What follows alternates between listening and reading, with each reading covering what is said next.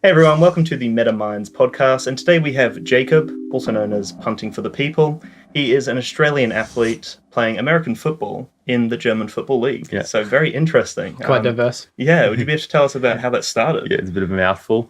So basically, I played local AFL or Australian football and had an injury and work commitments and that kind of thing. Got me looking into other sports. And from there, I found American football locally, played for a couple of years, discovered I had a bit of a niche. I was pretty good at it. And just through mutual contacts, trying to go over to the States to go to college and that not kind of working out, I found the European leagues. And then, next thing I know, I'm on a plane going over to Germany to play in the top European league. And from there, it's kind of the rest is history going into year 3, second town that I'm going to be playing in Germany and kind of becoming a bit of a household name over there, which is good. That's great, man. How did you get discovered, or how did that happen, the transition into going to Europe? Transition, like my first year playing here, I played locally in Brisbane. My rookie year, I set a couple of records, was a very, very good wide receiver. That's one of my positions. Got selected to go into the Australian national camp. Just my luck, the year after was the World Cup for American football. Went to the camp, which was held on the Gold Coast. I made the 70-man squad. Didn't make the travel squad, unfortunately, just due to my sheer lack of experience and knowledge of the game. But funnily enough, the head coach of the Australian national football team, his name is John Leighton. He was a coach in the German Football League of a team called the Dresden Monarchs. Couple of years went by, still played locally, went to make the move to college. That didn't work out. Next step was Europe. So the one point of contact I had was John Leighton. Got him on Facebook, messaged him. Not sure if you remember me, but this is what I'm trying to do. I kind of said, I didn't expect to be at that level of German football because it is the highest level. There's ex-NFL guys. There's huge names that have been through that league. I just kind of hit him up as a point of contact for other teams, other leagues. And he kind of said, I remember you from the camp. Just a weird question. Why don't you want to play for me? And I was kind of like, I didn't really expect to be at that point. So he gave me the lowdown. That was around September, 2.5 years ago. What they do in terms of their contracts and how everything's placed around that kind of league. And by, I think it was my birthday, late October, about a month later, I was sitting at my desk in my apartment, signing contracts and getting flight details and heading on over. So, it was just more a point of contact to get into that league because it is a very hard league to get into. There's many people that I've tried to kind of give a point of contact to, but it's very cutthroat industry at the moment, trying to get over to Europe for sure. Yeah. Isn't it funny that you just had no expectation of that happening at all? Yeah. Just by absolute chance, you just reach out. You can show that just all you got to do is just ask and throw your wants out into the world, and sometimes it can just. And it's really funny. There's guys I was expecting to be going over to play in Finland or Sweden, one of these leagues where it's kind of very unknown, and there's only been very minimal Australians kind of have that ability to go that far into semi-professional, professional leagues outside of college in America. So we're kind of an unknown over there. So when they say there's this Australian football player, they just go, it's like, when you talk to people about Australians, they think we ride kangaroos to school. and when they say we've got this Australian coming in, they're like, oh my God, they kind of take a step back. So it was really interesting to have, number one, that point of contact into that league, and number two, be so readily accepted for a position, which was good. But since that time, there's been so many more Australians make their way over, and there's still Australians that I think have the talent to go over there. It is really just that they haven't thrown themselves out there, or they don't know who or how to throw themselves out, which is a big thing. Reach out to John, guys. He's actually he's coaching this year. He's back after a year off. He's coaching a team in the same league. We're going to be playing against each other twice in the year, which will be great. He's coaching in Dusseldorf for the Panthers. They've just made their rise up to the top league. So, we'll see each other 2 times this year, which will be a fun little reunion.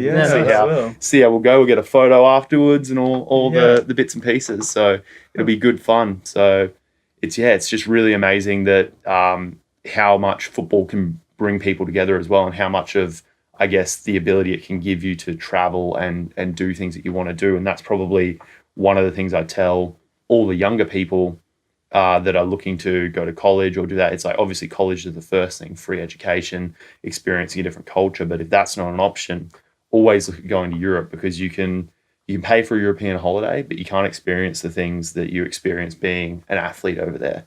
It's just an insane experience. The culture is amazing. The people are amazing. And the fact that you're kind of, your job is your passion. So it's a great thing to be able to go over there and do it. That's for sure.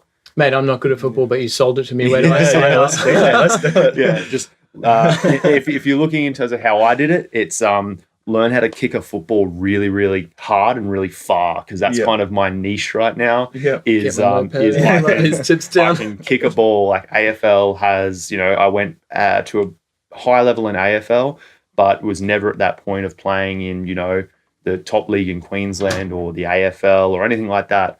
But, that kind of exposure to that league has definitely helped me inside American football. And when they have Australians coming over to Germany or Europe, the automatic thing they ask is, can you kick a ball? Because they see that AFL background. They see that Australians that are in the NFL at the moment, most of them are punters, which is my position, hence punting for the people. Yep. They just automatically think you can kick a ball. So it was good that I could kick a ball, because that was the first question that John asked me was, okay, you can play receiver, but can you kick? That's another thing, is selling yourself on multiple positions. And that's another benefit I have, is I'm a multi-positional athlete. So they can kind of kill two birds with one stone if they bring me over, which is another high marketing tool for myself as a player, which is good. So when you were doing the training in Australia for American football, were there any differences when you went over to the German Football League? I think just the professionalism. Most of the guys there, the Germans, have been playing since they were young. They have youth leagues like we do here, but they're much more professional. So trainings those 3 nights a week with the whole team. Here, you'd be lucky in a normal team to get anywhere from 15 to 20 guys showing up to training. Over there, you've got anywhere from 60 to 70, night in, night out. Yeah, great. Film session before training. Proper team warm-ups, proper drills, splitting up into positional groups, very much similar to that of like a college or an NFL kind of team or organization, because obviously over there they have the ability with sponsorships. They have their own practice facilities, these kind of things. The more money that's been put in over the time that the German league's been going, it just makes it more professional and more cutthroat. Obviously, the influence from the Americans coming over, because they pull in American imports every year as well, bringing that experience from college and implementing it into the teams is a huge, huge thing. So yeah, definitely more cutthroat in terms of the training, definitely more strict in terms of expectations on the field and off the field, and then just generally a higher skill level and professionalism around the entire league and organizations inside the league, that's for sure. So obviously a lot of people's like, they're much more motivated to kind of get into it because of that, but like because the reward's much higher. But do you think that affects the kind of like just having more of a team kind of mentality and people show up to training every day? Do you think that affects the culture more? Yeah, especially the motivation to, obviously your teammates, yes, but because there are that many people, only certain people can play every week, only certain people can dress. Like at the team I was at, the Dresden Monarchs, there was guys that week in, week out were basically fighting to be able to put their kit on the weekend. So these German guys were motivated because they wanted to be not only a part of the team, but a part of the team that would play on the day. So there was guys that, you'd see them come in, week out and not dress, and you just kind of feel bad for them. But the motivation that they show and the desire that they show to come in and perform at a higher level every time to get that opportunity is huge. And I think that's where the league here is a little bit more minimalistic, where people play both offense and defense, and some people don't even come off the field. So at that point, you can kind of tend to get a bit lazy and a bit more laid back, like your position's not at risk, so you can kind of take your foot off the pedal a little bit. Whereas there, it's the minute you take your foot off the pedal, it's next guy up. So if you do something wrong, it's next guy up. Whereas here, you do something wrong, it's like, well, there's no one to replace you. So, what are you going to do? So that's the big thing. Are you calling Australian culture lazy? You know what's happening here, mate?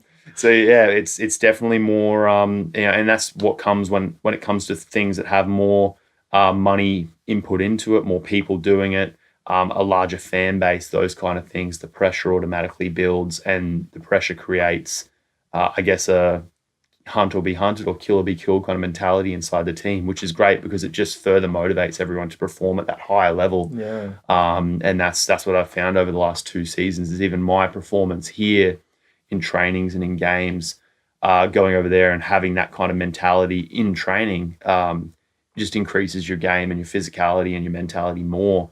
Like the amount that I've improved in the last 2 years just from going into every training like it is a game situation. You're competing against guys. It's more physical. Your game just improves by tenfold. That's crazy, really and it just comes down to mentality, I suppose. Because more people are more like motivated to actually get into it. So it's like because all the teams kind of much better together. Everyone performs better because they're much, you know. Yeah, everyone's striving. I can imagine like in a more kind of singular game where there's not as many players to sub in and out, you can kind of have this ego mentality where you're like, I want the ball and I want to score the goal. And but there's none of that, where it's like, there's no chance of that, which is good, I suppose. And it gets to that point where the teams, kind of the coaches have had so much, a lot of the coaches can be American from American colleges. So they bring that kind of, no excuses, if you don't play well, it's like I said, next guy up, but also, there are no individuals on the team. There's that point where the coach will stamp out any individuality or anyone wanting to be that superstar. Like if I don't get the ball, then there's an issue kind of thing. So that you don't really see that a lot. Or at the same time, if there is a player on the field that is on a roll, on a hot streak, the coaches will see that and will feed them the ball and basically capitalize on that due to obviously their experience of knowing how to run a game or run a training. So that's kind of another difference between here and there is, I guess, the professionalism inside the coaching and the development side of things. And that all just comes back to development through youth leagues. Like we've got over there, I ran a summer camp for kids anywhere from 5 through till 14 coming in for a week long on summer holidays to come and do flag football, learn the rules, the basics of American football, to kind of implement them into the club and build them as time goes on, which is what they have in America, Canada, all these kind of other big American football countries. Here, most people play AFL, rugby league or rugby union, and it's not till late teens, early 20s that they kind of make that transition to American football because they either want to try something different or they've kind of maxed out their capabilities of that sport. And most people watch it on TV, don't understand the rules, don't understand the positions. So by the time they're, 20, 21, like I was 20, 21. And when I was asked what position I wanted to play, I said, I have no idea. I can jump and I can catch. What do you think? So the how prepared people are here compared to there is, 10 years in terms of development difference. So that obviously creates a huge difference in times with professionalism and how easy things run and how smoothly things can be done as well by having someone that's, been around the sport and understands the sport for a decade longer. Yeah. That's a huge... I don't think I've ever seen it on Australian TV. So that's it. Unless you have Foxtel or something like that. Satellite TV, you'll be surprised. I think 7 mate displays 2 games a week or 3 games a week, and there's 16 each week during the season. 16, so you're getting near not even 15-20% of the exposure. Then when you talk about college, just Division 1 alone, there's over 130 teams.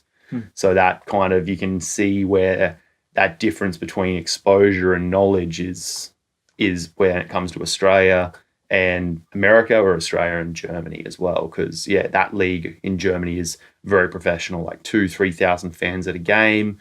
Some games, depending on the size of the stadium or the kind of game that it's going to be, could be 7,000, 8,000, 9,000. And the fans buy, custom jerseys, they buy fan gear, they buy calendars, there's merchandise, there's that marketing and that almost commercial side of the sport, which here really lacks. It's definitely not as you've got guys working their 9 to 5s and they rock up in their team polo shirt and there's wives and girlfriends watching the game. So it's definitely a huge amount of difference between how the leagues are structured as well, which is good. So that kind of transitions into a question that I really wanted to ask, is that like when you're surrounded by 10, 20,000 people in a stadium, like whenever I watch live sport, I can, I just like can't even imagine that it's like the pressure on the players even just thinking that for 1 second and going, hold on a second, I've got 20,000 people watching me, let alone the people live watching on TV or whatever it is. Like, does that affect your mentality? And does that ever slip into your mind where it makes you kind of, because that can make you trip up real quick. It can be a positive and then also a negative. Like the best example is our big game in the middle of the year in the big stadium. We have, I think, 8,000 is kind of the average yearly attendance, and they're all behind our sideline, so it's super loud.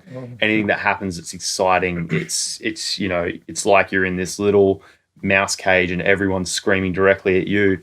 And the difference, or the I guess the advantage or disadvantage I have as being a punter is when I get on the field to punt the ball, all the pressure is on, first and foremost, the person snapping the ball to me. It has to be a good snap. It has to obviously get to me. After that, once the ball's in my hand, I control everything. If I drop the ball, if I get tackled, if something happens, the blame is on me. If I kick the ball bad, the blame's on me. If I kick the ball great, it's awesome. It's the best feeling in the world. You go crazy. So that position, like a kicker in the NFL trying to kick a game-winning field goal, you have that same, I guess, emotion going through your head where I could basically flip the script on this game if I do something wrong here. So that's where you kind of have to train yourself and your body and your mentality to, I guess, feed off that pressure. In that position as a punter, pressure is something that I enjoy because there's nothing better than having everyone expecting you to not do well and then execute more than expectations. So there's been times where, you know, snaps have been bad and I've been running around after a ball and last minute kicking it and getting hit and all these kind of things, or, you know, putting it 1 yard outside where I'm not allowed to put it past and all these things. And you get that emotion of, you know, I couldn't have done any better and I could have done a lot worse. So it's definitely something you get addicted to, the adrenaline and the rush of performing under such a high amount of pressure. And then also on the flip side, when it comes to playing wide receiver, last year I had my first touchdown score and, you know, the pressure, like I caught the ball, I was running, I was open, you know, the ability to score was there and the pressure of being tackled or not being tackled was there. But because you've got so much adrenaline pumping, you're just not even thinking about everyone that's in the crowd, everyone's screaming at you. It's kind of, you do get that tunnel vision. Like all I can really remember was seeing the ball in the air and catching it.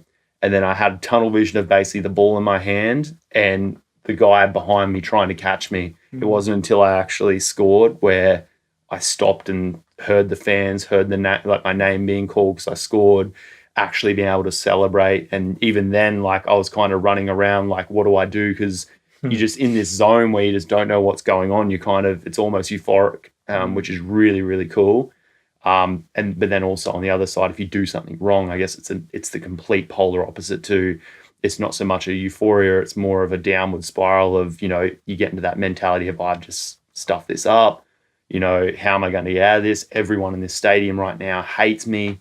You know, you think you can hear them whispering like, you know, this guy sucks, why is he here, kind of thing. So I haven't really had a position where that's happened yet, you know, touch wood, but it's definitely, I can see how both of them work, but it's a huge pressure situation sometimes. Which it sounds like the mental game side of it is a huge part of it. Do you have any kind of mindfulness practice, or does a team have any kind of mindfulness practice that they integrate in terms of that? Or? This year, our motto was, you know, the only people that can beat us is ourselves. If we do our job, then we can obviously win. The other team can't beat us if we, you know, convert everything we meant to convert. Another thing is every week is a chance to go 1-0. Every week is a chance to win another game. You can't talk about the week after this week. You can't talk about the week that just happened. You might have lost that game, but you can't go back and change that. You've lost. That's that. Yeah. This week is a chance to go 1-0, and if you go 1-0 every week, in the season undefeated, you end up winning a championship. So that's one thing is trying to disregard that negative mentality of, oh no, in 3 weeks we've got to play the best team in the league, or, you know, oh, last week we only barely just beat these guys that we should have destroyed, or whatever it might be. But yeah, so it's really a dust yourself off and don't worry about anything that isn't right in front of you at this point in time is something that I think every team instills in their players. And I think another thing with mentality is because it is such a huge team, you know, you got a roster of anywhere from 70 to 90 guys, 50 on the day. It's very much a, you know, you pick me up when I'm down, I'll pick you up when you're down kind of mentality. You come off the field, something's not right, you always get your pats on the back from the coaches, the players. They understand the pressure in a league like that from not only the fans, but, yourself, the pressure you're putting on yourself. They understand that because they're in that same situation. So it's very much keeping a positive mindset throughout the team as well. So when you do something right, you can hear them yelling and screaming, saying good job. When you come off, you talk, you laugh, you kind of just let water off a duck's back when it comes to that. So I think teams in a professional environment like that make it easy for you to be positive, but they make it very hard for you to have a negative mindset because of all that stuff they're implementing, which is That's great. really good because I've heard it seems like in the sport realm, like 20 years ago, 30 years ago, it was kind of the flip side of that, more of the opposite, where it's like, you did really poorly there. Like, what's going on today, man? But obviously, now that we're a bit more conscious of that 30 years later, we can see that just, it makes everything completely worse. So it's good that it's like, it's okay, you missed it. Doesn't matter. You'll get the next one. Like, that's much way better to approach it. And I think these days, especially, not so much inside sport, but in general, we've become such a sensitive culture to criticism. So when it comes to sports, a coach yelling at you is seen as a negative thing. Whereas in a professional environment like that, a coach yelling at you, yes, you're going to get yelled at, or yes, you're going to feel down when they're yelling at you, but it's all constructive criticism. It's all constructive. A coach is never going to yell at you in a bad way. They might say something like, you should have caught that ball. What were you thinking? But after that, they're always going to say, I know you're capable of that. Next one up, like next play. Don't, shake it off. Should have caught it. You didn't. Next one. So there's always that, positive, negative, positive sandwich is what I like to call it. Just going through like my previous work experiences, if you're going to say something negative, you always got to finish it with a positive or start it with a positive. You never want to just completely neg someone out. And that's where the coaching and the positive influence from the teammates come into it. Back in the day, there was obviously that, you're either good or you're not, you suck or you're great. So there's always negative feedback, but it's definitely a different kind of mindset in that kind of high pressure situation. And I think when it comes to these days with things like mental health and athletes being under so much pressure, it's so easy to kind of tip the scale and go overboard in that sense where you overload yourself with pressure that you just affect yourself emotionally and mentally. So they also want to make sure with your positive mindset and your positive mentality that's kind of also directly affecting your mental health and how you're feeling outside of football. If you're only getting negative stuff inside the game that you love and what you want to play and your passion. If everything's negative, that's obviously your escape most of the time. That's where you love and do things that you love. So if that's negative, it's just going to have a negative effect on everything else, which happens sometimes, but you got to try and prevent that as much as possible, which is I suppose that's where having a good diet and good sleep and good every kind of like social life outside of that is really important as well. And when you get to that level of professional or semi-professional football, it's not just how you do on game day. They monitor things like, are you working out enough? Are you on the right diet? Are you going to your physio appointments? How many beers are you having? Are you drinking? Like, one of my vlogs, I did a beer tasting and I had to sit there and go to the camera. I was like, Coach, it is a Sunday. I put this vlog up on a Thursday, but I'm not coming to training drunk. Same with one of my eating videos. I did a big thing of a big burger and I had to sit there and go, if you guys are watching this, my coaches, I haven't eaten anything all day. This is my meal. I know how many calories I'm eating. And I know they watch my vlog. So I had to kind of sit there and say, like, I'm not doing the wrong thing. I'm not coming to training drunk after this video gets posted at midday on a Wednesday. So that's definitely a thing where they look at your diet, your nutrition. If you're coming in with your head down, if you do have issues with, your mentality or your emotions, they'll pick up on that because it's a full-time job. You see them every day. You talk to them every day. You're going through film. They'll see you in practice, not, with that kind of head down, hunched shoulders kind of look.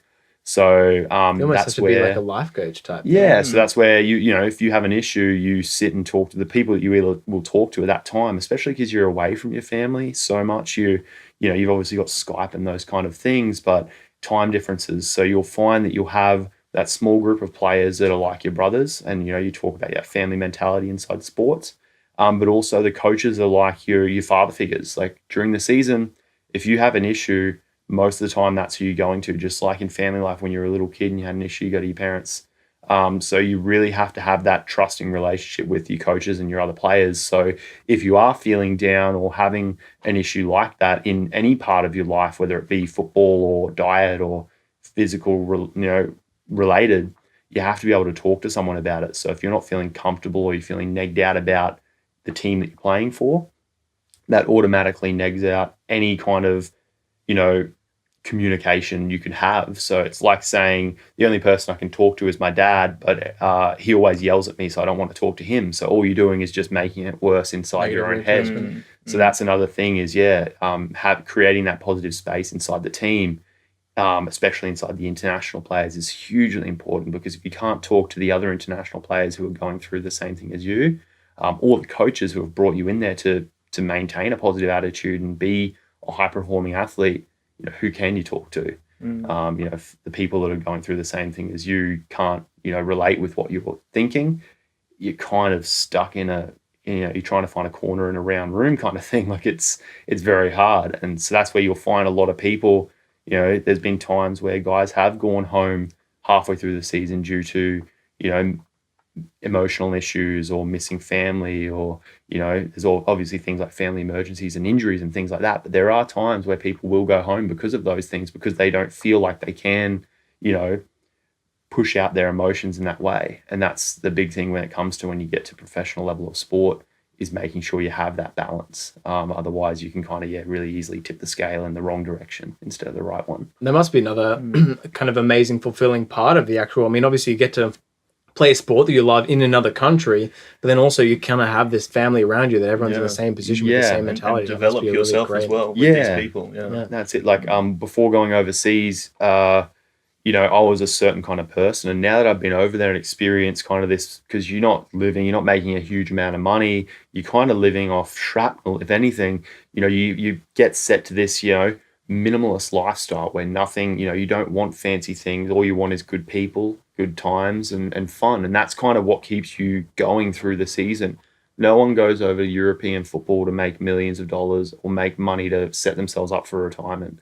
You go there, have fun, make enough money to feed yourself, and then come home and work your normal job until the next season. So having that family mentality is huge, because those are the people that you're living some of the best moments of your life with. When you go on a Euro trip, or you go on a holiday, you're going with your best friends and you're experiencing it together. So doing that inside of this, football, this team mindset, those guys you have to enjoy being around, because it's literally a 7-month long, working holiday, if you want to put it that way. Like, you're in a new culture, you're completely abroad. When I went over there, I knew no German, and I'm going to a place where English is a second language, and I'm expected to shop, cook, clean, live a normal life in this area. So having those guys there, they're experiencing the same thing. So you have fun and go out and do these kind of things. So it's definitely a good thing to have those kind of positive influences on you around those guys. And a lot of the time, the Americans are very, sheltered in terms of culture shocks. Like Australia, you probably get it a little bit more, we're a bit more multicultural. But the Americans that come over, not being able to speak, any German, it's very much interesting to watch them, how they, communicate with the German players. And it's really, really fun. And I recommend it for anyone that has the ability to do it, whether it be a working holiday or whether it be going over and playing football or playing sport or doing something like that. Because you'll find that you'll change yourself personality-wise, you'll change, and you'll really, become more accepting of people's backgrounds and cultures, and when you're really just thrown in the deep end of something, a culture that you're not used to. Definitely a huge learning experience to travel, as always. Yeah, that's great. So we've got about 30 seconds left. Is there any kind of actionable quotes or anything that's kind of helped you get to exactly where you are for anyone that's aspiring to do anything similar to what you're doing? Yeah, for sure. As you can see, I got a ton of tattoos. I have a quote tattooed on me, which I kind of live my life by, and that's risk everything, regret nothing. So if you don't have anything to risk, you're living in the safe zone. If you're regretting anything or not doing something, then you're not living. So risk versus reward. Reward's always going to overweigh the risk. If you want to take a bet on yourself, take a risk on yourself, do it. don't regret it. Don't sit there when you're 40 or 50 saying, man, I wish I could have lived those 2 years overseas. Man, I wish I could have started that business for myself. I could have been making millions now. Man, I wish I had have went and bought Bitcoin. Well, we always say that, don't we? Well, that's a great way to end it. Yeah, I think we've ended it. So thank you very much. Thank you very much for having me. Fantastic to It's have great. you, bro. So, Thank you.